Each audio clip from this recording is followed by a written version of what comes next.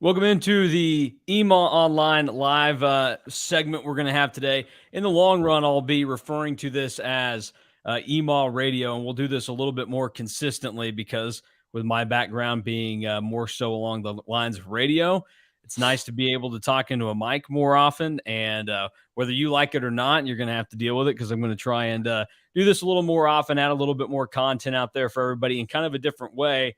And I know that when everybody's sitting around at work, you don't really have a lot going on. You want something to be able to listen to. So might as well have it revolve around the cats and some of the stuff that you actually care about, as opposed to, you flip on whatever local station you have and they're talking about who knows what, or it's some national guy that's talking about Kyrie Irving, which is very fascinating. That Kyrie Irving is an idiot, but not really interested in any of that. So Alec and I here with you today to recap what was, I would say, a pretty solid exhibition game last night in terms of exhibition games. Like I said it before things kind of got going. The last K-State head basketball coach to come into a season with this much anticipation and excitement, he went to 3 overtimes with Washburn to start his career. That was Bob Huggins. Jerome Tang did not have to go to 3 overtimes last night against Washburn, and the team looked like they knew what they were doing for the most part. They got to clean up some things. But I guess, my initial thoughts, I was pleased with how things went. I thought they played really hard for the first 20 minutes. And then I think they got to the point where they're like, we're up by 25. Who really cares? Let's get this thing over with. But they took care of business early. That's all that really matters. So I was pleased with the exhibition performance last night by the Wildcats. Yeah, I don't think there's too many glaring takeaways. I mean, you're playing a Division II opponent. You should beat them by about 30 points at about a minimum, at least 20, 25. And K-State did that. Obviously, I think one of the major takeaways you can probably have, at least one of the glaring takeaways that I had from K-State last night, especially in the first half and the first 10 minutes in particular, is just how hard they played. And I think that says a lot about what this coaching staff has been able to kind of do to motivate these guys coming into a season where they're picked last place in the Big 12 preseason by a lot of prognosticators, preseason magazines. They're picked last by Big 12 coaches. So like all those things can be used as motivation. And obviously you have a first-year head coach who's never had this type of role or this type of position at any other institution at this kind of level. So to come out and play as hard as they did against a Division II opponent where it's really easy to maybe not play that hard because you have the advantage when it comes to the athletes and you have the advantage when it comes to the skill and all of those different things, to come out and see those kids dive on the floor, whether that's Bebe Iliola. I hope I said that right. If not, I'm going to get it by the end of the year. Naquan Tomlin played really hard. I thought that the guards kind of set a good tone for playing hard and forcing some turnovers early and getting out in the passing lanes and trying to get buckets in transition. I think all those things kind of set a pretty early tone where K-State jumped out to a pretty big lead early. Yeah, I just thought the way that they came out was important because the last thing you want to do in that situation is end up starting off slow and feeling a ton of pressure get put on you that, oh boy, we've been here 5 minutes and Washburn's ahead 11-9 or something. Like there's plenty of game left in that scenario, but it happens to teams where that can really freak them out and kind of put them in a different position. Fortunately, that wasn't the case for K-State. And one of the guys that immediately made an impact and that you could see what was going on was Keontae Johnson. I mean, he lived up to the hype that was there for him. And again, I said it last night, I'll say it until they play a real opponent, but it was just Washburn, whatever. I get that. He looked good, though. He did what he needed to do. You could see the skill, and he was making plays that are going to translate to those opponents that are going to be a little bit tougher. And definitely a guy. I mean, I jokingly said that he's going to be the Big 12 player of the year, but the dude was picked to be the preseason SEC player of the year before his health problems came up. And he's certainly a guy that could get back to that form. And I think is going to be a huge part of what K-State does this season. So he was the first guy that I looked at out there and I went, holy crap, like he's the real deal. That's a huge get for him. And we knew that at the time when he finally decided he was going to come and play at K-State, but it became an even bigger deal when you're actually able to visualize him in a K-State uniform, making plays. And then, when everything's going your way, you get the one where he bangs knees with the dude in the lane and just throws the ball up and it goes down and he gets the and one. Yeah, definitely came out really impressive. Obviously, gets the first bucket of the game for K State, which is in a way kind of poetic if you really think about it. If you're going to write a script, I think that's probably how you would do it. Is Keontae Johnson getting a bucket in his first live game action, if that's what you want to call it, in about a year and a half. So he gets that with about 19 minutes, 40 seconds left in the first half. Then gets a defensive rebound on the other end, and it's like a really quick start for him. Does finish 3 or 4 from the field, 8 points, like you said, 6 rebounds. So he did have a really good game, and to do that in just 17 minutes is pretty impressive. Coach Tang said after the game that they decided to not play him as many minutes because he played a lot of minutes in that secret scrimmage that K-State had against SIU Carbondale. So it does kind of make a little bit of sense that he didn't get a ton of minutes because I think they probably feel pretty confident with where he's at and what he's going to be able to give them. But what he did give them in the 17 minutes that he played was pretty positive to be able to go 3 or 4 from the field. And 2 or 4 from the free throw line is a little bit of a concern. You want to be better there. You want to be a better 3-point shooter, but we know what his, ceiling is at that based off of his previous numbers at Florida. So not too concerned there. He did have 3 turnovers in just 17 minutes. So that's obviously something that you want to see cleaned up, but no assist to go with that. So it just kind of adds to the eye-opening nature of that, but does get 2 steals on the defensive end. You flexed your Illinois-ness on us with adding the Carbondale to the end of SIU. I'm not sure I've heard anybody ever refer to them as that except for you. Well, I do that because there's another SIU like 30, 45 minutes from where I'm from, SIU Edwardsville. Well, but they're referred to as SIU Edwardsville. Southern Illinois is just Southern Illinois. Where I'm from, people kind of have to like distinguish the two. Like a lot of people just refer to SIU Carbondale as Carbondale, and other people refer to SIUE as interesting. Well, that's good to know. I'm never going to do that though. They will always just be Southern Illinois to me. But that's good. That's good future knowledge to have in the back pocket. Other guys that stood out early in the game, and this fit the bill of what Jerome Tang said he wanted out of his big guys was rim runners. And Bebe Igiola, who was one of the guys that got the start kind of surprisingly last night. And maybe that was an element, and he was one of those guys that Jerome Tang was wanting to get an extended look at. But he came out there, and he moved up and down the floor really well. He made plays early on. I was really impressed with what he was able to do. And then Naquan Tomlin also comes in, and you can see the athleticism that is there, and you can absolutely envision how he ends up getting to the spot that a lot of these guys have already talked him up to be in, which is, hey, he's the real deal. Like if he had a little bit more of a refined basketball background, like he probably would not have been at Kansas State, and he probably wouldn't be playing a ton of college basketball because that's the kind of athlete that he is. He comes down with 7 boards last night. He makes some moves and does everything nicely. The only thing that really needs to come along right now would appear to be the shot from the outside. Missed some threes. It was a little slow, but he doesn't have a horrible stroke at the free throw line. So you can see how it could all come together. But those were 2 other guys that were definitely notable last night to start against Washburn. Yeah, to hit on Naquan Tomlin, I do want to hit on something that you didn't mention there, and that's in the postgame. Coach Tang was asked what led to him not starting, and he kind of hinted at the fact that he wasn't practicing well enough or practicing hard enough or having the success in practice that warranted him being in the starting lineup. And he used the term he needs to be an everyday guy and show up and bring that same energy every single day. And that to me is something that maybe comes with time, because I imagine because he has so much more pure talent that when he was at the JUCO level, there may have been days in practice where he didn't really have to show up 100% and still have a good day.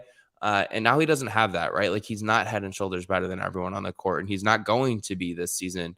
Now he could end up being K-State's best player, but is it going to be one of those situations where you're able to circle him and say, okay, that is an all Big 12 caliber player without a doubt. That's a first round NBA draft pick, potential lottery pick. I don't think that those things are going to happen.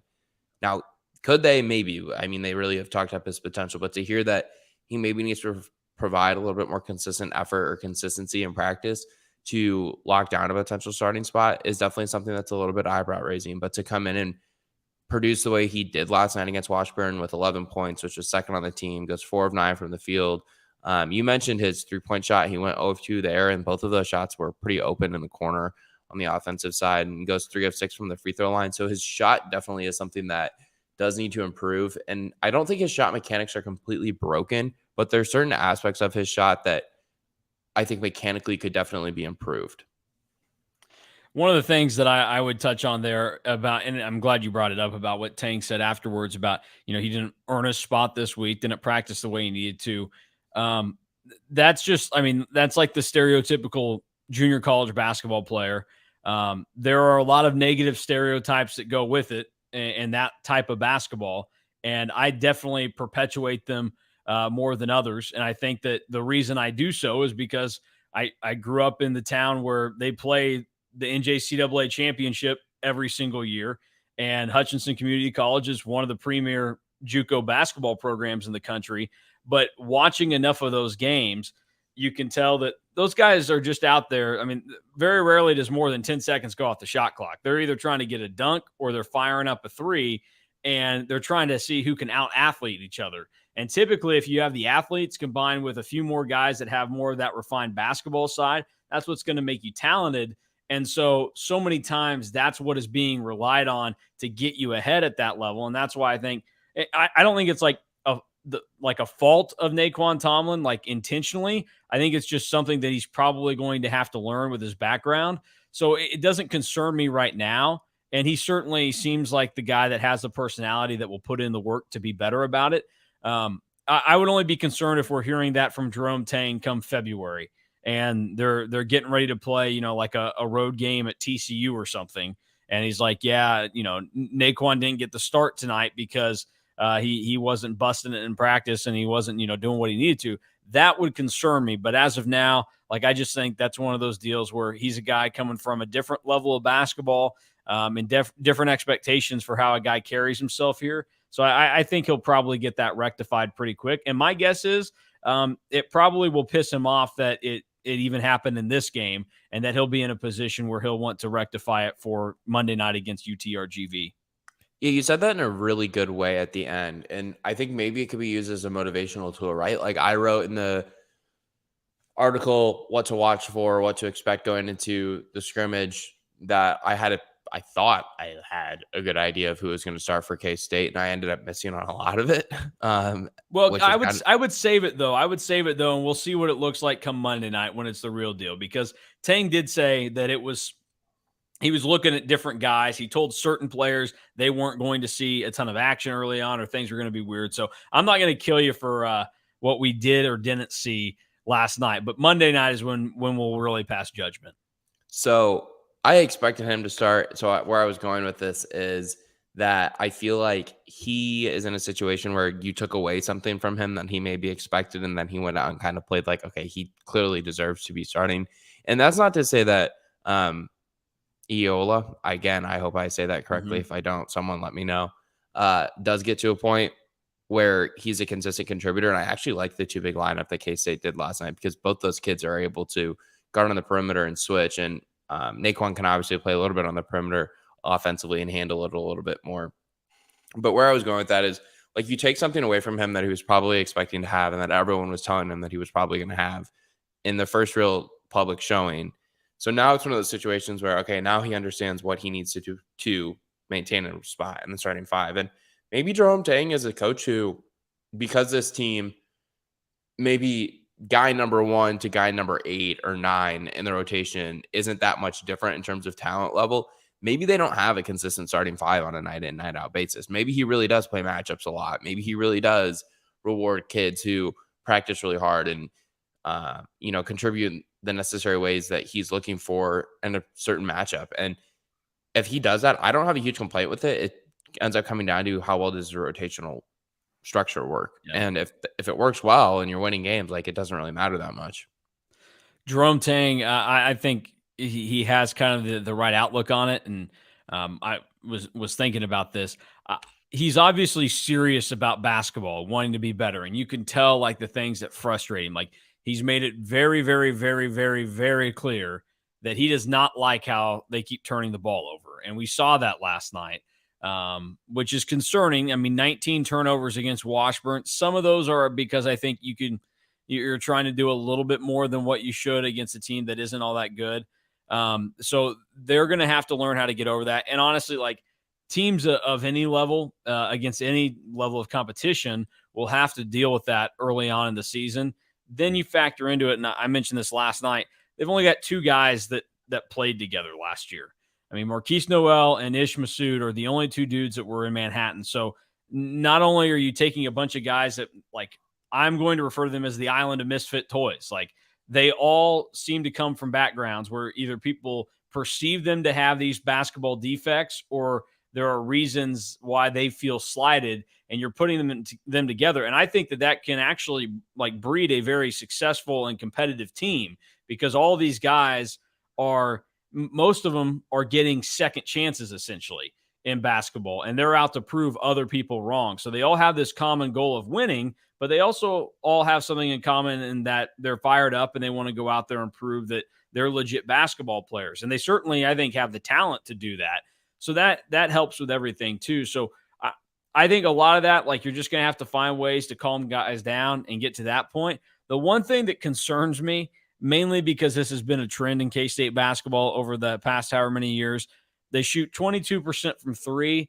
And I don't know if you're aware of this. Maybe you are now because you've seen the numbers. They were 52% at the free throw line last night. I didn't realize it was that bad until just moments ago. It felt like they missed a handful, but they were bad. 15 of 29 from the stripe last night. Jerome Tank said afterwards that they got 6 guys in practice that are shooting 36% or better from 3, and 4 of those guys are over 40%. So he wasn't too incredibly concerned about it. But do you have any worries about K-State's ability to shoot the ball from 3 and the free throw line? Yeah, I think it's fair to have concerns about that because you look at this roster, there's not really a ton of guys that you look at are proven shooters on high value. Maybe Marquise Noel, obviously. What did he shoot last year? 36, 37% from 3? No, it was lower than that. He took a lot of them, but I don't think it was that high. So, obviously, we know that Keontae Johnson obviously shot a pretty good percentage in his career at Florida. But again, and this is something that I don't want to sound repetitive. Okay, yeah, Noel shot 30% from 3, so I was way yeah. off. I mean, he had his moments and he can hit them. It's like you're not yelling like, "Why are you shooting it?" There are just times where he can be a little bit over aggressive, and he needs to scale it back a little bit. Yeah, so obviously, I don't know if you feel like you can count on Marquise Noel to knock down a ton of shots from the perimeter, which, looking at his history, is probably fair to say. Keontae Johnson, meanwhile, has proven to be a pretty good three-point shooter. In 2019-20, when he played 31 games, knocked down 38%. As a freshman in 18-19, he hit 36.5% from 3. And he was on track to improve that in the 2020-2021 season before he had his episode on the court at Florida State. He was making 42% from 3. But he hadn't attempted very many because that was like 3-4 games into the season. But there's not a ton of guys on this roster who you do feel like are knockdown shooters. I mean, Desi Sills comes in and he's a highly touted transfer, one of the more exciting transfers that they have coming in. Well, last year at Arkansas State, he shot 25% from 3, and he's never shot over, 33% aside from his freshman year when he shot 46%. But he was taking, I mean, he only played, I guess he played in 34 games, but he attempted less than 2 of them a game. And my guess is he didn't take that many. Cam Carter isn't someone who comes in with a ton of cachet, I guess you could say, as a 3-point shooter. Played in 27 games last year, attempted less than 1 3 games. So, like, there's not a lot of guys on this team who you look at that are great shooters. Now, I will say, if you look at the Big 12 in general, there's not a lot of teams who have great shooters for whatever reason. So maybe that's something that they can kind of cover up as being an issue, because there's a lot of teams in the Big 12 who tend to struggle to score in the half court. And I think K-State's probably going to be one of them if you just look at what their roster construction is and the skills and the deficiencies that certain players have. So, yeah, that's a concern. And I don't know how much K-State's been practicing inside Bramlage Coliseum. I'm sure it has a little bit of a different backdrop if they're playing in and practicing in Bramlage compared to the ice facility where their gym is a lot smaller. They don't have a bigger background that's dark, et cetera, whatever. And sometimes that stuff matters. But yeah, to only shoot 15 of 29 from the free throw line is a concern. But also, so is the 5 of 23. And I think that 15 of 29 from the free throw line is a little bit of a bigger concern because, that's something that generally doesn't really change. Like, you can kind of change the setting or change the different release point when you're playing at a game speed behind the 3-point line shot-wise. But when you're at the free throw line, that just comes down to a routine and muscle memory. And to only go 15 of 29 and shoot 50 1.5 or whatever percent from the free throw line is a concern. Yeah. Well, we're going to have to monitor it and see how it goes, after this point. I do think that it will get better. I'll give just, some benefit of doubt first game, but I mean, they don't have a ton of time to react. Like I get that Cal isn't a world beater, but it's just so odd to me. I mean, they're going to play that first game Monday night, and then 4 days later, you're on the road playing at a Power 5 opponent, second game of the season, which I think is going to be interesting to see how they handle it. And you're not going to have a ton of margin for error playing a team that's going to at least have the bodies and the talent to stack up much better with you. But we'll see how ultimately it ends up playing out. Any other thoughts from last night's game and what your expectations are, and if they've changed ahead of the start Monday? Yeah, I don't really have any major thoughts or any major opinions. Again, it's a scrimmage against a Division II opponent. They did what they were expected to do. They won in commanding fashion. I will say I thought they were pretty good on layups. I mean, 14 of 21 is pretty solid from that standpoint. So if you're not going to be pretty good shooting from away from the rim, you better be pretty good at it when you're at the rim. So it's a good point. Yeah, finish when you get there if you can't finish anywhere else. And they had a handful that they finished through contact last night, so that was significant as well. Ultimately, I was just pleased that they didn't really mess around and play with their food at all.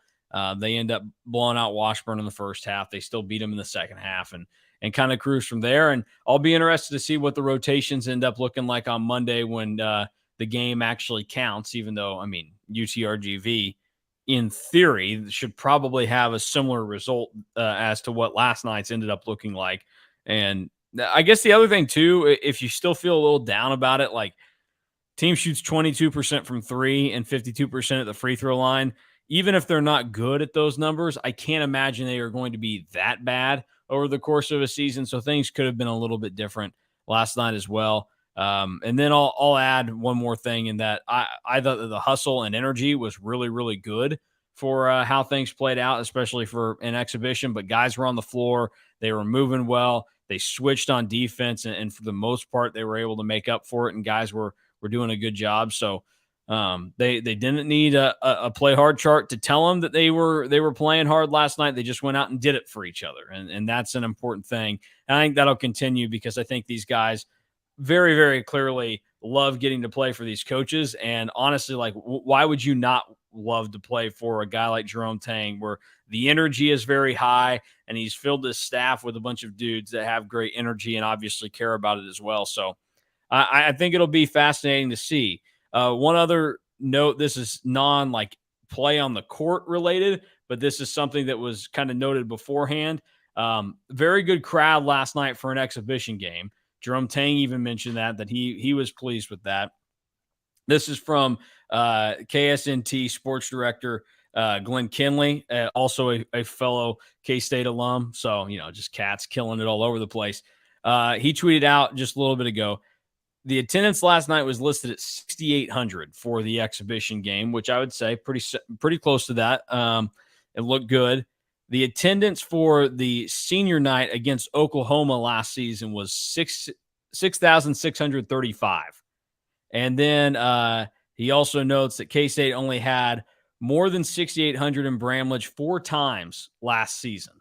So that exhibition crowd matched every home game except for 4 last year, which would be Kansas, Marquette, I would imagine, Iowa State, and I don't know what the 4th home game would have been, but I know those 3 for sure were probably the other ones that had pretty sizable crowds. So that's significant, and that just kind of puts into perspective what Jerome Tang has done for K-State basketball already. And I also appreciated that, like, he acknowledged afterwards, like, yeah, we want more people in the crowd Monday night, and I think that will be the case. But he said, like, we have to do our part too. And that's something that's refreshing to hear because that's not something that we heard from Bruce Weber. Bruce Weber was always putting it on the fans for not showing up and never took accountability for, hey, we kind of suck right now. Like, give people a reason to be there. I can remember my freshman year at K-State. I very rarely leave games early, but I'm trying to think who they were playing.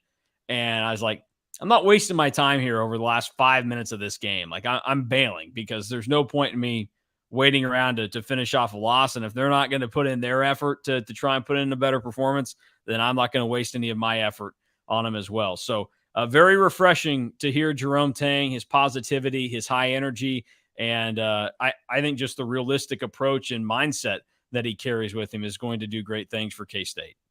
Yeah, I will echo that mindset of, you have to do your own. Like, no one wants to come see a bad basketball team play. And I mean, I'll use my previous experiences as well. I mean, covering Illinois football, I mean, it's been a really bad program for literally, it's basically eternity. For 30 years. It's been one of the worst programs in the Division I Power 5 level. And even now, this year, when they're ranked in the college football playoff rankings, and we can transition to that afterwards, is they're still kind of struggling to get fans in the stands. Like, they've been ranked for a couple weeks, and it takes a little bit for people to kind of buy in, because you don't want to set yourself up to just get heartbroken again by another frustrating loss or a bad loss. So yeah, K-State definitely has to put themselves in a situation where they're good and they're entertaining to watch for people who want to spend their money and come watch them play at Bramlage. It's expensive to take a family. It's expensive to take a group of people to a college basketball game, a college football game, and drive and park and get concessions and go out to eat afterwards or what have you. It's like that turns into a really expensive day for a lot of people. And to make it worthwhile for those people to spend their money on you, you better be good and you better be entertaining. So, yeah, no, I would agree with that. As we move on then to real quick, one other thing to throw in here, just so everybody is aware of it. The Kansas Jayhawks did the brave thing today, and they put some self-sanctions on themselves to try and make sure that everybody, knew that they were really taking their accusations seriously. Bill Self and Curtis Townsend have given themselves 4-game suspensions to start the season. So they will not be on the bench for Kansas's first 4 games of the year. That does include the Duke game, but whatever. Coach K is gone, so I'm going to guess that Duke can revert back to not having to be something that we worry too much about. I like John Shire. I say that as a guy who likes John Shire, but he's going to have to prove that Duke can be a basketball program and not a basketball guy like they were with Mike Krzyzewski. So I would mention that, but no Bill Self for KU and Omaha on Monday night. They also will miss games against North Dakota State, Duke, as I mentioned, and then Southern Utah is how they're going to end up going down with that. They've added other types of sanctions to this as well that they'll do to themselves. Over the next 3 years, they're going to have 3 less scholarships that they can spread out however they would like. So essentially, if they just wanted to say, we're going to have 1 less scholarship next year, the year after that, and the year after that, they can do it. It's not like they're losing 3 in a year. And they have some other things in there that probably in reality won't impact Kansas in any real way. And also, if you've been breaking the rules already, like, why would you just not break the rules of sanctioning yourself? So I guess we'll see what the NCAA ruling ends up being and how that changes anything. But at this stage of the game, I mean, they went to the independent review, which I know has taken forever and has kind of been a joke in itself. But like at this point, can they really change what they were planning on doing now? Because they've been looking at this case for however many years, and all of a sudden say, well, Kansas tried, so I guess we better let them off the hook here. Like, I don't know what your thoughts are on this, and I'm sure that maybe there's a little bit of bias here, but also I just think it's kind of an idiotic situation. I'll tell you what the NCAA is going to do. Nothing. Yeah, well, I knew you were going to say that. It's been 5 years. They're not going to do anything. Yeah. They haven't done anything to any of the schools in the FBI Pro. It will be very funny that Oklahoma State becomes the only school in the Big 12 that actually ends up getting any significant penalty out of this with their postseason ban, which didn't really matter because they weren't good enough last year anyways to play in the postseason. So who cares? But just wanted to note that, and we'll see if anything else comes out of that. And I guess I don't know who's going to get to be the head man for the first 4 games of the season for Kansas. I'll be interested to see. Norm Roberts is going to be the interim head coach. Okay, all right. No, that makes sense there. But they should have alternated. They should have just said, like Bill's not going to do the first 4 games, so they should have just let Curtis Townsend be the head coach for 4 games. and give him like the ultimate middle finger to the NCAA. Be like, yeah, you see this guy right here that probably broke a bunch of the rules and got us in this mess? He's our head coach right now. Deal with it. National TV against Duke. Well, take it or leave it. I'm for that. Anything to make the NCAA look bad, I'm for. Yeah. Well, did you see the headline recently about the kid who was ruled ineligible? I forget what school this was at, for taking travel or whatever, and then they paid it back, and the NCAA ruled him ineligible for a certain amount of games or whatever.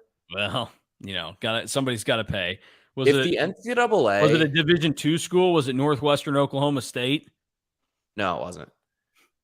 If the NCAA just asked themselves before they ever released a press release about a player's eligibility, punishments to a school's football, basketball, whatever team for recruiting violations or whatever, if they simply just said to themselves before they released anything, are we going to win the battle of public opinion when we release this? And if the answer is yes, then all right, release it. If the answer is no, and about 99.9% of the time with the NCAA, the answer is going to be no, maybe just don't do anything. Yeah, it just a very strange and odd deal. I don't understand what the future and what the plan is moving forward. But hey, we'll see how it goes and what the ultimate outcomes end up being. All right, last night the first college football playoff rankings came out. We'll save anything too wild for later on. But what are your initial thoughts of K-State being 13th in those as well? Well, I thought they were going to be the highest ranked 2-loss team. Yeah. Until they flashed LSU at number 10, which was a little bit surprising to me. I do think LSU's kind of on an upward trajectory. Jaden Daniels has been playing really well there the last 2 or 3 weeks. His numbers are incredible. He's got like over 800 passing yards and 72% of his passes have been completed. So he's been incredible for LSU the last 3 games that the Tigers have played. But yeah, I thought K-State sliding in at 13. That's the second highest ranked Big 12 team behind TCU at number 7, which I imagine we're probably going to spend a little bit of time talking about that. K-State's ahead of Oklahoma State, who's at number 18. And another common opponent between K-State, Tulane, comes in at number 19. They're the highest ranked Group of 5 opponent. And then we get a ranked matchup this week on Saturday with Texas sliding into the college football playoffs top 25 at number 24. So number 24 Texas coming to Manhattan this Saturday to play number 13 K-State. Yeah, I was excited about that to see that that I knew they'd put Texas in there. Like that wasn't going to surprise me, but I was very much like, hoping they would do that just so we could bill it as a top 25 matchup. And hey, what do you know? We have certainly been able to do that. One other thing, I just want to point this out because I just noticed it. Somebody commented yesterday on the video of Chris Kleiman in his press conference. And this guy said, why can't Texas A&M get this guy as coach instead of everyone else they keep picking? It's a freaking embarrassment. So Chris Kleiman at Texas A&M. I don't think Chris Kleiman would work very well at Texas A&M, but no, I don't. He doesn't seem to. He's not a stars matter kind of guy. Jimbo Fisher is at least proving to be a stars matter kind of guy. Yeah, I don't know that. Well, but maybe that's what they need. They need somebody that doesn't care about the talent. They care about, the production actually that comes with it. The most recent SEC coach to get fired is a stars don't matter guy. How'd that work down there? Well, let's see. That was a tough one. He had a bit more of a prickly personality and some other things going on. You need a good guy like Chris Kleiman down there. I don't think Brian Harsin did anything wrong. Well, I think that was all fake investigation because they wanted him fired and they wanted. I agree with that, but and they didn't want to have to pay a buyout of $15 million or north of it at that time, so they created a fake investigation because that's what Auburn does. Could have gone the can. Well, that was what KU wanted to try and do for David Beatty. They wanted to try and find the skeletons in his closet. They didn't take that extra step there. Well, that's what Auburn did, and then it looked terrible, and then it really, really screwed them because I think they have like 7 or 8 commits in their 2023 class, and only one of them is in the top 200. Well, they got a bunch of them that keep on moving on. So, college football playoff rankings last night. K-State in at 13, same as what they are in the AP. They're 14 in the coaches poll. So, Not very shocked, but the thing that held them back, the only team that shows up ahead of them in the college playoff rankings that is behind them in all the other polls would be the LSU Tigers, who are inexplicably the number 10 team in the country, according to the selection committee. So the reason I think they're ranked 10th is because the last time they played, they slaughtered Ole Miss. It's true, they did. And they clearly respect Ole Miss enough to put them 11. So then I think they kind of got a little – because LSU clearly has proven the last couple of weeks that they're good enough to be ranked, correct? Like, well, that's not – yeah. Let me also say, though, it's a little silly that Ole Miss is number 11 right now. Like, I think Ole Miss is good, and they're one loss. So, like, I'm not going to say that K-State should also be above Ole Miss, but here is what Ole Miss's schedule looks like. They beat Troy by 18. They killed Central Arkansas, and shout out to the Sugar Bears of Central Arkansas, who will be in Manhattan at 5:30 p.m. Monday night to tip off the season against the K-State women's basketball team. And then Georgia Tech, 42-0, pre-firing the head coach because they seemingly played better since then. They had an 8-point win against Tulsa, a 3-point win against Kentucky. They beat Vanderbilt pretty good, a 2-touchdown win against Auburn. They get killed by LSU, and then Texas A&M. They beat by a field goal this past weekend. So that's kind of embarrassing. And then for LSU, Ole Miss is their only win to hang their hat on because they lost to Florida State, as everybody remembers. They kill Southern. They beat Mississippi State and New Mexico. They barely sneak one out against Auburn. They get throttled by Tennessee, and then they beat Florida by 10. So we'll see what LSU actually is. I mean, this is all going to change this weekend, and that's the beauty of it. They play Alabama. So as long as K-State beats Texas and LSU plays like, the LSU that I kind of think that they still are, then K-State will still move up. But it was one of those last night where it wasn't just that LSU was slightly ahead of K-State. It was that LSU somehow was able to leap a bunch of other teams in this thing. Like, I don't see how they should be ahead of, like, even UCLA at this point. So I don't know. We'll see how that it was goes. Definitely the biggest takeaway from last night was that LSU was number 10. A couple other takeaways I guess I had. I was surprised that Clemson was ranked in the top 4 ahead of Michigan. I know Michigan's strength of schedule and their strength of record isn't great because they haven't really played anyone this year. They had non-conference games against Hawaii, UConn, and Colorado State. So 3 of the worst teams in the country, although UConn might be going to a bowl game in Jim Mora's first year. So congrats to the Huskies. But yeah, Michigan hasn't really played anyone. Their one good win on the year is against Penn State. Clemson, though, does have 3 wins against teams ranked in the college football playoffs, top 25. They beat, ironically, 3 teams ranked consecutively, 20, 21, and 22. Syracuse. Yeah, isn't that a little fishy that the Clemson resume has 3 top 25 wins on it now, and they all seem to be right there at the bottom of it. Very, very peculiar how that works out. I also found it a little bit interesting and really just quite honestly stupid. I think you can rank these 3 teams in any order, but if the first rankings don't matter at all. They're just really fun to talk about, and that's why we're talking about them. That's what all top 25 rankings are. Yeah. Well, except the last one in this poll. This one does matter.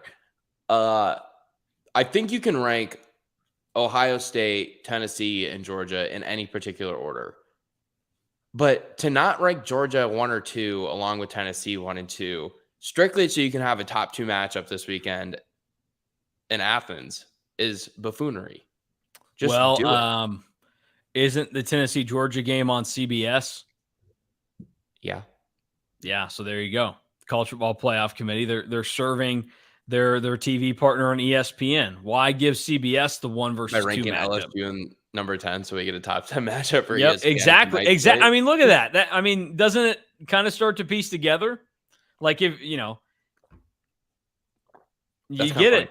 You're starting to get it right now. Like that, it makes sense why it would happen. I agree. I think Michigan being behind Clemson's idiotic. I mean, are we really going to trust? It's as idiotic as other people. No, it's idiotic. But I do think that we're going to let Clemson just roll out there without a quarterback and assume that they're a top 4 team in the country. Like Michigan, at the very least, they played their entire last season without a quarterback, and they still won the Big Ten, beat Ohio State. So, like, I can believe in it. I mean, they've looked good this year. once they've gotten into Big Ten play. So I would put Michigan ahead of them still. The other interesting note on this, and you're going to love this because it was Joel Klatt that was pointing it out, and I know that you love Joel Klatt. He's got I have great a takes love-hate relationship with Joel about Klatt. playoffs.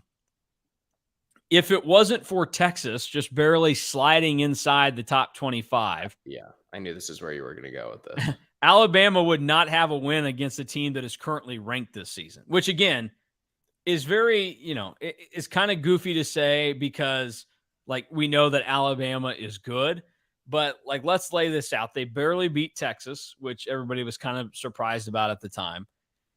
They blow out, UL Monroe and Vanderbilt, whatever, bottom feeders.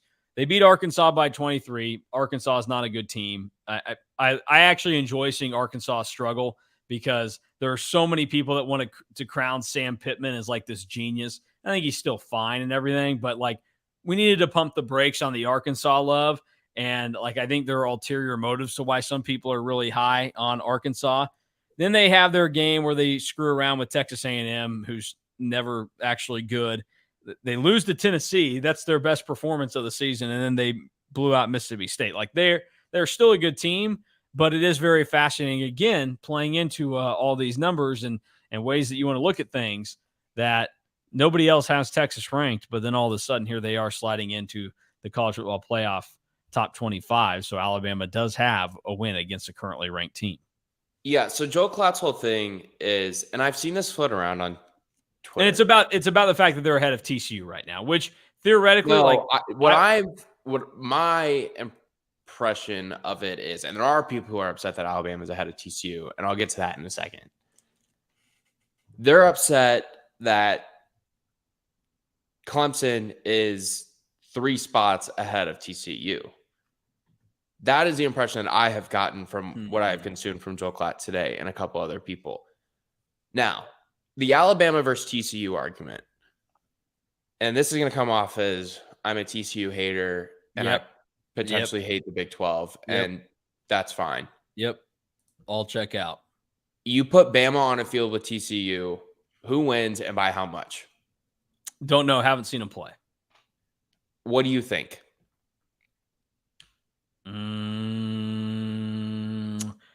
Let's see. I would take Alabama. Let's go. I'd probably go Alabama 38-21 would be my guess. Well, there you go. But here's the thing. I'm only saying that because of past years. Like that, this Alabama team, I don't know. Like I've seen enough games where they've thrown up clunkers. I believe that TCU is better than Texas, and Texas was able to hold them within a point. I believe TCU is worlds better than Texas A&M, and Texas A&M on the road was able to keep it within 4 points. So like a lot of that's based off the past. And I would look at it this way is eventually if all this is going to figure itself out, there's no reason to take a team that's unbeaten like TCU and has won like they have and is beaten now 2 teams that are currently in the top 25. But at the time when they played teams, they won 4 straight against ranked opponents this year. Like they've put together an impressive path, and what they've been able to do should give them a little bit more value than number 7, especially behind some teams that have some question marks right now. And then ultimately, like even if you think Bama's better, you still have plenty of room to wait and make those moves because of how the season could play out. Because like if I'm a TCU fan right now, I'm thinking to myself, well, crap, here we go again. This is 2014 all over again. We're going to put together the season that we were supposed to. We do everything we can. Don't give up 63 points minus winning every game. And we get left out. Give up but the problem with that is that last game of the year, they are inside the top 4. They are tasked with playing, Kansas, and they kill them. They absolutely kill them. And what happens? They still get left out.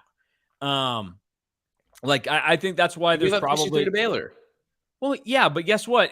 Who else would have scored 56 in that game would be my question. Like that's the thing. Like the Big 12 doesn't get probably a lot of teams because that was circa Big 12 no defense team play. Again, see that's where you fellers outside the Big 12 don't give enough credit to the idea that like offenses can be better than other offenses.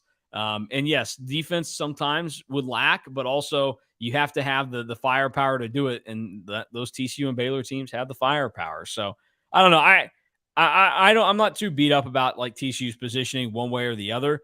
I'll get more and more upset for them if, as the weeks go on, we see other teams drop and TCU still kind of gets stuck in a stale position. And I think the thing that would probably concern them is at what point do the committee members make the choice that Oregon or USC deserves to jump in front of TCU, even if TCU is still unbeaten, something along those lines. So My thing is, if we'll see. TCU, and this gets said all the time about, I feel like TCU or whatever Big 12 team is in this position, because it always just feels like the Big 12 is a conference that is on the outside looking in the first couple of rankings for whatever reason. It just seems like the way it is. If TCU runs the table and they end the season 13-0, they're going to get in. Yeah. If TCU is 12-1, they're probably going to have a really good chance to get in as long as that one loss is close. TCU's gone 13-0 before and missed out on a national championship shot. Different system, but I said TCU's gone unbeaten before and missed out on a national championship shot. Different system, but they've been through the ringer. I can see the alarm bells going off in Fort Worth right now. Like, oh boy, here we go again. We're going to get screwed. Yeah, no, and I think that's a fair mindset to have. But if you go 12-1 or 13-0, and if your one loss is a close loss, like say they lose to Texas next week and it's a close loss, they lose 34-31, and then they go on and they win the Big 12 championship game, there's a very decent chance that TCU gets in. Okay, like TCU in a way controls their own destiny. So when it comes to making the playoff, that's why I don't have a problem with them being ranked 7th, because I think they're worse than Alabama.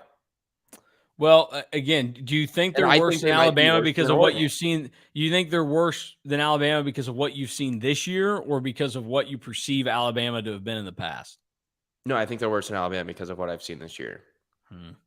See, I'm not so sure. Like, I can't confidently say that's how I feel about it. I think that a lot of it is how I perceive Alabama to have been in past years. We'll see what it looks like. I mean, there's still a lot to get figured out, and ultimately, I'm a believer in the system of if you're meant to be there, you will be there if you take care of all of your business. And most of the time in college football history, it's been the way you take care of your business is you win every single game until you get placed in whatever bowl game or now semifinal game that you end up playing in. And that's what we'll wait to see with TCU. So they've got to avoid slipping up. Like, you can't lose any of those last 4 games. And then you're going to have to beat either Texas, Oklahoma State, or K-State a second time when you get to the Big 12 championship game, which I think might be a tough call. Back to K-State for a second, since they're at number 13 and looking around at some of these situations that will be coming up here. What do you think the ceiling is for K-State this season? How high do you think that they can get in the top 25 here? And a lot of that depends on what you think that they do over the last 4 games of the year. That's a good question. I feel like if they win out in the Big 12 and they end the season, would be 11-2 with the Big 12 title. It's 7, 6, 7. 6, Yeah. I think the goal should be right now, if you are, if you're one of those, well, I'm not going to throw Penn State in there because they're not going to do anything. But like here are teams that are inside either the top 15 that have 2 losses, or teams that are just on the outside with 1. If you are Ole Miss, UCLA, K-State, Utah, Illinois, or North Carolina, I think your goal right now is to, when they are setting up the playoff matchups, your goal is to be either team number 5 or 6. You're on the bottom of that little graphic they show, and you go, "Ah, shucks, we just missed out on the playoff barely." And you're sitting there on Conference Championship Saturday, computing in your head all the scenarios that have to go right for your team to still theoretically have a shot at making the playoff. I think that's where you would project the ceiling to be there. I think realistically, like if K-State could get to like number 10, I think that feels probably like where the ceiling is this year. Cause it seems so tough and unlikely that they can win these last 6 games. I mean, you got the one against Oklahoma State, so you only need 5 more, but it's not like the easiest stretch where you get Texas in town, then back-to-back road trips, Kansas, whatever, and then possibly another game against TCU in the Big 12 championship. I think that's really tough to do. So I'll temper expectations a little bit and just say, if you can slide up to number 10 or 9, be a top 10 team, I think that's still very significant, and that does a lot of good for you. It means a lot, but I don't know what the likelihood of them ripping off 5 straight wins to end the season is. I feel like getting to the point where you're on the bottom of that bracket where they put team 5 and team 6, which I think is so funny that ESPN does that. It's just like here's the 2 teams that missed out, just so everyone knows. Yeah, I mean, like five is genuinely interesting right now because a lot of people think Michigan should be above Clemson. But 6, okay, 6 we knew didn't have a chance going into it, especially when you're doing that last show. It's like, well, who's going to be number 6? It's like, well, number 6 is going to be a team that has 0 chance of being in the playoff. Well, I think it's funny that on the last day of the regular season or the last day when they release these things, I feel like just as much of the conversation is not who got in, it's who got out or who was left out. Yeah. But to go through the teams that you just said, the path for Ole Miss to be team 5 or team 6 is win the SEC West and lose to either Tennessee or Georgia in the SEC title game. The path for you still. Here's another question for you that I want to throw out there. Where would K-State be if they had not lost to Tulane? To be honest with you, I don't think they'd be much higher. I agree. That's kind of what I don't think they're getting penalized all that much for losing to Tulane. Well, clearly they're not, because the committee clearly they got so much credit after beating Oklahoma because we still thought Oklahoma was really good then. They shot up a decent amount. And then they got a ton of credit for beating Oklahoma State. Like, they've made up for it in certain spots. I think the only area it would help would be maybe the committee would have them a little bit higher. And if K-State were 7-1 right now, and again, this is just, talking to talk, theoretically, I think K-State would be on the edge there where you can start to paint scenarios similar to Oklahoma State last year, where you're starting to tell yourself about how if the things go the right way and there aren't as many dominoes that need to fall in the scenario, you could be a team that's trying to claw and make your argument to be the 4th team in the playoff. Yeah. I think that's the only thing that you miss out on from the Tulane loss. But yeah, I see what you mean. I mean, because they already have 2 losses, it's 100% certain that they're not going to make the playoff. But losing to Tulane is looking like a top 20 loss right now. So we're not doing this. Alec doesn't like when people say that. There's no such thing as a good loss. You lost. I don't know. Who cares? You lost. Well, yes. Again, in principle, you lost. It doesn't really matter. But it's better to have a good loss if you're going to lose, because very few teams are unbeaten. Very few teams go unbeaten. Let's see. We've got 6 unbeatens right now in college football. How many of them finish the year unbeaten? When we're looking at these final rankings of the college football playoff, how many teams are going to be undefeated?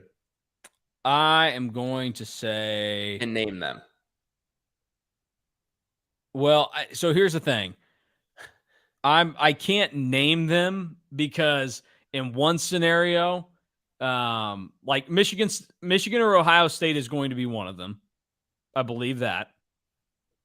Likely. So, I mean, whoever wins that game, that they're going to be the unbeaten. Unless they slip up, yeah. I honestly think what happens, as much as I want to believe that Tennessee is the number 1 team in the country, I think Tennessee loses this weekend, and then Georgia goes to the SEC championship and loses to Alabama, or something along those lines, where Tennessee wins this weekend and they lose to Alabama, and then you have all these SEC teams with 1 loss. And so then, I mean, maybe Clemson, but honestly,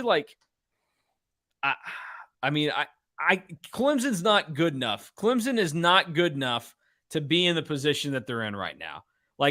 They are the benefactor of playing in a weak-ass ACC. And I feel comfortable in saying Mason's getting fired up. Looking at what they have, I'm supposed to, their signature win this year is what? That 6-point dinky little shootout with Syracuse. And I say shootout in a joking way because it was certainly not a shootout. I don't know. I honestly, and I hate Notre Dame. I can't stand them. Like, there's not a part of me that wants Notre Dame to have any success ever. I want Notre Dame to win this weekend because that would be hilarious for the ACC's crown jewel to go on the road and lose to a crappy Notre Dame team. So I think we get two. I think we have two. It might be good for college football if Clemson lost. Actually, I take that back. Yeah, I'll go two. We'll have whoever wins the Big Ten and then Clemson probably. As much as I don't want to believe it.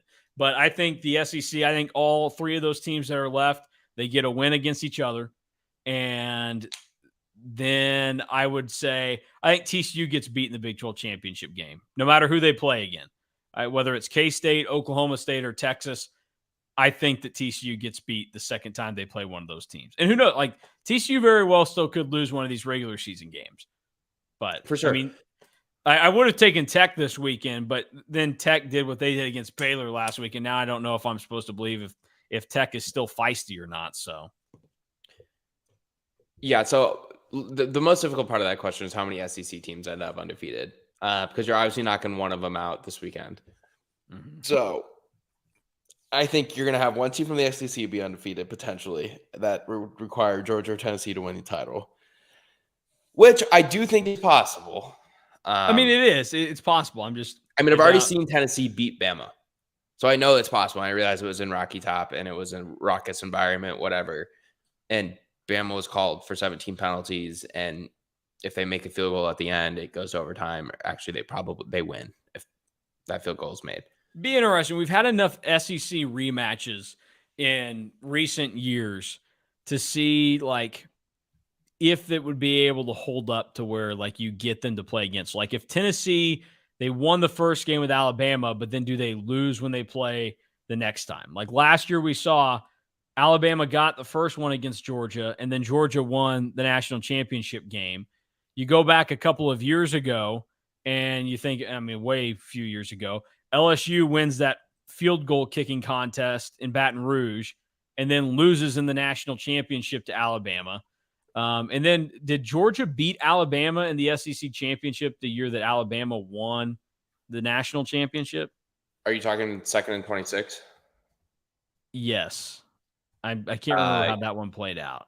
I'd have to go look at that. But yes, that was Georgia. No, that was Georgia over Auburn. Oh, that's right. Yeah. Okay. Great. Yeah. Perfect. That's SEC. That's a great SEC showing right there. Is that the Alabama got in because of whatever. But so like there's history there, and that's why I just have a tough time believing like those teams are good enough that winning a second time. Like if Tennessee beat Alabama a second time in the SEC championship, I would just give Tennessee the national championship trophy that night in Atlanta. Say like, here you go, it's yours. We don't need to do anything else. So. I get some real good 2019 LSU vibes from this Tennessee team. I love them. I really do. Like they're fun. Damn entertaining, man. Maybe it's the color orange. I love the color orange. Hendon Hooker is awesome. He's the Heisman front runner. Jalen Hyatt's really good at receiver. Cedric Tillman's coming back. Like they're awesome. And their defense isn't as bad as a lot of people like to think it is. I think it's around like 40th or whatever. And when you look at like yards per play, like they're really they're good. And this weekend, and I would love to be at Sanford Stadium this weekend for this game. I want it. I don't want to. What are these teams going to do? Play defense against each other? Blah. Gross. You're going to be able to, come on. That'd be so much fun to be there and be in that environment and see it. Like that play, Sanford Stadium's going to be nuts. It's the biggest game in that stadium's history. Well, then they better just do something good. A couple of other things to hit on. This is less on the top 25, but more along the lines of me being disgusted by Texas Tech now. The Big 12 standings, as they appear at this point, TCU is in first, K-State's in second, and then you have a three-way tie for third with O State, Baylor, and Texas at 3 and 2. OU, KU, Texas Tech are 2 and 3. West Virginia's 1 and 4, and then Iowa State, who has cemented themselves as the worst team in the Big 12, is 0 and 5. And also, as I do just rough research real quick in this whole process, when it comes to conference play this year, there is only one team in the ACC that Iowa State has scored more points than in conference play. So against your competition that matters, Iowa State scored 78 points through 5 conference games this year. Boston College has scored 76. In the Big Ten, Rutgers has scored 57 points in conference play. So that's two teams then that Iowa State is slightly better than when it comes to scoring points. The Pac-12, I guess nobody plays defense out there. Jiminy Christmas. They've all scored at least 100 points in conference play. Vanderbilt is at 45, so that's a third team there. So Iowa State, the only other teams that they have outscored in conference at the Power 5 level this year are Boston College, Rutgers, and Vanderbilt. That's not very good. That was just more Iowa. Let's see. Maybe not. Maybe I missed the Big Ten in Iowa. No, Iowa has scored 90 points in Big Ten play this season. So 33 of them came last week. There you go. But that was more so just to kind of make fun of Iowa State. The real question I have for you here is if you have to pick the 5 teams that finish in the top half of the Big 12, who are the 5 teams this year? Ooh, that's a fun question. TCU. Mm-hmm. Are you talking overall or scoring? Overall, just overall. Give it to me overall. Like, I mean, because so right now there's a defined top 5, but like Texas, OU, or OU, KU, and Texas Tech all seem to have a path where you could say that they sneak into that top 5. Yeah, sorry. I just wanted to make sure we're on the same page. Yeah, no, you're good. You're good. Okay, so I will say TCU, obviously. I'll say K-State. I'll say Oak State. Mm-hmm. That's 3. Texas. And Baylor and Oklahoma still have to play? They do. They play this weekend. All right, so there you go. Because honestly, there was a world until Texas Tech just looked, stupid against Baylor. I really thought Tech was going to have a chance to like sneak into that 5 or 6 spot. Now Texas Tech. They got some work to do. So we'll see how it goes from there. We were going to talk about quarterback, but we'll save that for tomorrow in the pregame podcast. Since we've already gone for over an hour, we'll let everybody finish out their workday strong.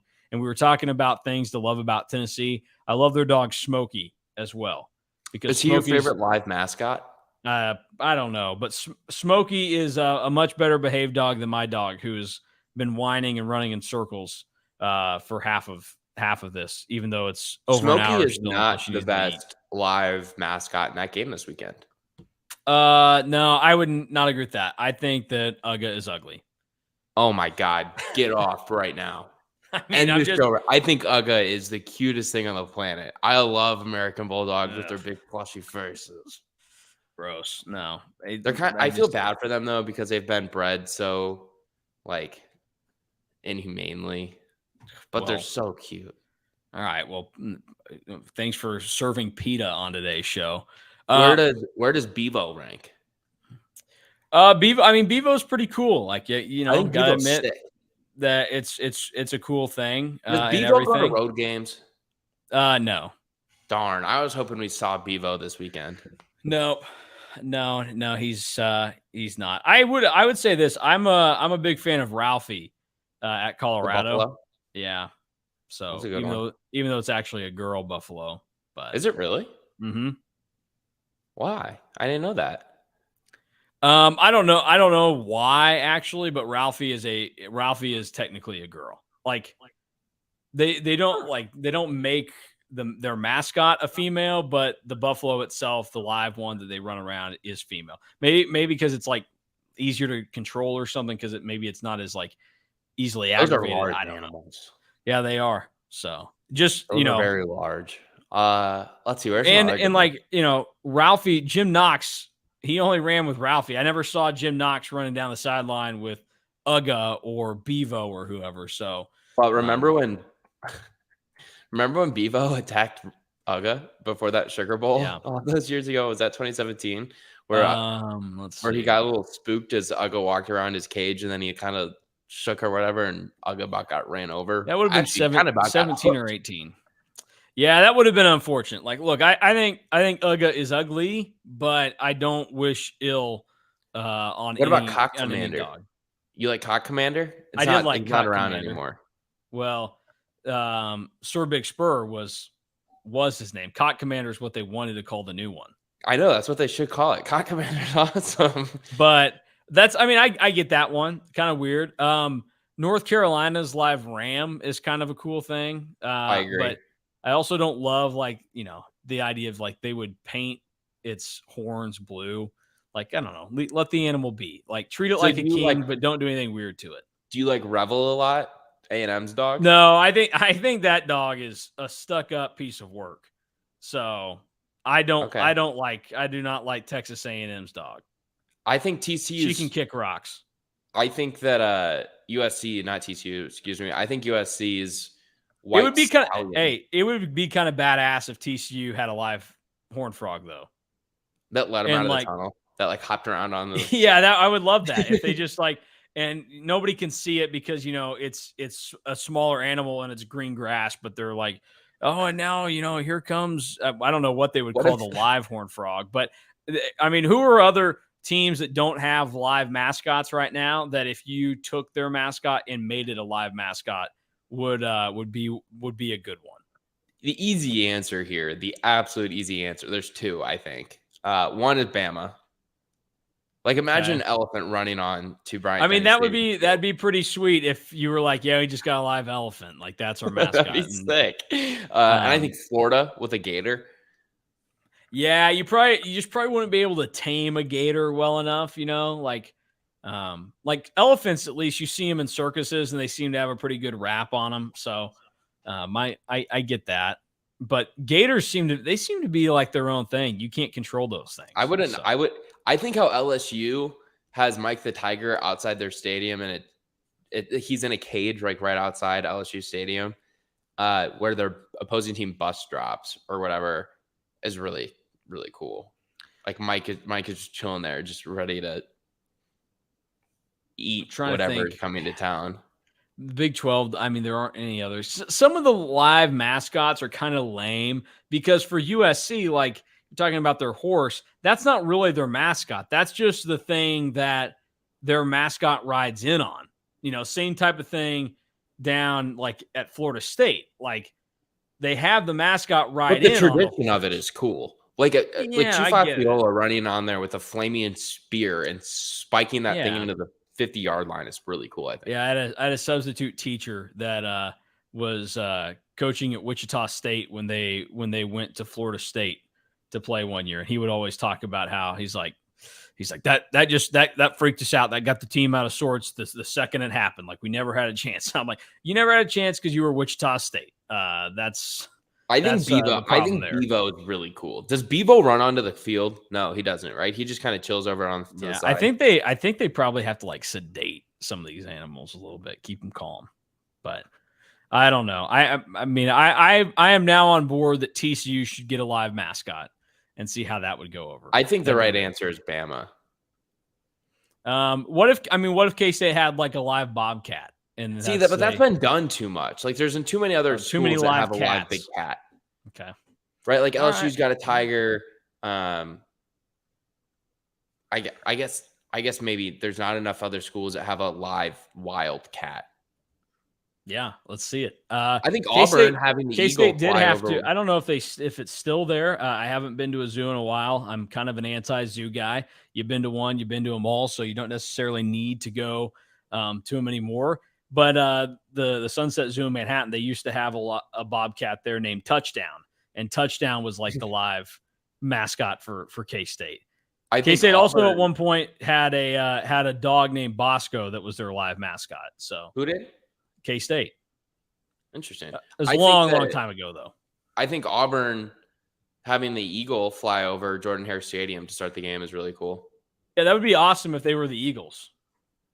Yeah, I don't know the story behind that. If you know the story behind that, let us know. Instead, what you've got is you've got a mascot that flies that could be eaten by what your mascot actually is. So I don't know what to tell you. You think a tiger can catch an eagle? I don't know. Or a hawk? Let's see. I'm reading up on. I'm trying to find a good synopsis of touchdown for you. We get to see a live mascot when we go to Butler for basketball later this year. They've got a cute little bulldog. Yeah, I'm out on bulldogs. Like I don't know. I don't. I like bulldogs. I think bulldogs are very cute. I have a friend who's a real big Georgia fan, and he's thinking about getting a bulldog and naming him Mugga. Here you go. This is an update on touchdown. 1922, Hall of Famer Charles Bachman asked alumni to consider donating an actual wildcat to the school to serve as a mascot. Kansas State Agricultural College alumni Herbert R. Groom and John E. McCoy, both veterinarians in Twin Falls, Idaho, donated Touchdown 1 to the school shortly after the animal was nursed back to health under their care. It's almost like, now that you add like Roman numerals to it, it's kind of like Air Force 1, but Touchdown 1. The Bobcat had an encounter with a porcupine, and his face and throat were punctured by numerous quills. Unfortunately, Touchdown 1 never fully recovered from its fight, dying of pneumonia shortly after arriving in Manhattan. The animals no longer attend K-State games. Yes, we know that. Touchdown 11, the 11th in the line, was kept at Manhattan Sunset Zoo. So that's one. If anybody is still in the know, is Touchdown 11 still alive? And is there a Touchdown 12 in the works? And how do we get Touchdown back inside Bill Snyder Family Stadium? That's the thought that I'll leave everybody with today. So put him right by the opposing team's tunnel. Yeah. Hang a piece of meat in there. Throw them in their media room, and then when Mike Gundy walks out of there afterwards, he can go, what's that cat doing here, and intimidate him a little bit more. Leave a piece of big steak just hanging in the cage for it to pounce on right as the other team comes running out of the tunnel. I'm all for it. Man. I don't like when you name the live mascot the same as like your costumed mascot. Just another. Like if Mizzou had a real tiger, you wouldn't want it to be named Truman. No, give them separate names.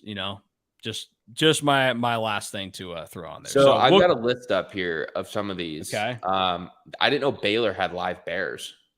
Yeah, they do. Lady and Joy. Can we go see those? If we have time, I guess. I don't. Depends. They're just like caged in campus somewhere, right? Like I'm not gonna have to pay to go to. I think that's so cool, man. I mean, yeah, if you do live mascots well, it's awesome. I think if it's really weird or really cool, like that's awesome. But if you're like in the middle ground, like all these dogs, like. But Ugga's not just a dog. I love dogs, like I absolutely love. Ugga is awesome. But I can't do like, all these schools are like, oh, look, we got a live mascot. I'm like, it's just a dog. Like I got one of those at home and I like my dog better than yours. So Ugga might be my second favorite dog. I love Ugga. Oh, here comes Nitz. Yeah, she's here. Do you think she's looking for Ugga? She rooting for the dogs this weekend? No, she hates other dogs. She hates other dogs and kids. So who would she be rooting for in Georgia, Tennessee? Oh crap, that's a good question. Probably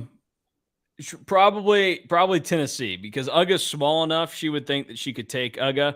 Smokey's a little bit bigger, so she kind of knows like when not to pick a fight. I gotcha.